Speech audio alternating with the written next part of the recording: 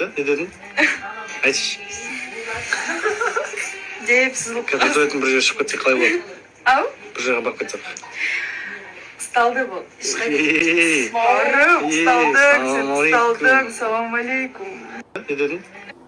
Достар, кеше, короче, негізінде Айда екеуміз барлығын тоқтатып, мен границадан шығып кеткен болатынмын. Айда өзінің сөзін айтып, Нұрдәулет болды, екеуміз ештеңеге шықпайды, мен саған сенбеймін, мінезіміз сәйкес келмейді деді. Мен көңілім қалды, базар жоқ. Мен неден шығып кеттім, жарайды деп мен тоқтатып кеттім. Жарайды, тоқтаса тоқтасын деп өттім дағы. Иә, мен алдын ала барлығын пландағам. Балалардың барлығын жинадым сол жерге, қатысушылардың маған көмектесемін деген қатысушыларды жинадым дағы. Айданы алдап сөйтіп шығардым, сонымен алып кеттім.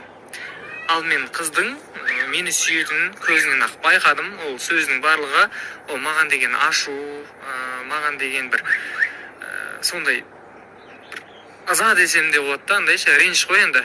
Соның барлығы бір алып қашумен жаздым десем болады.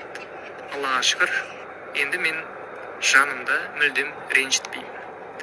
Ne dedin?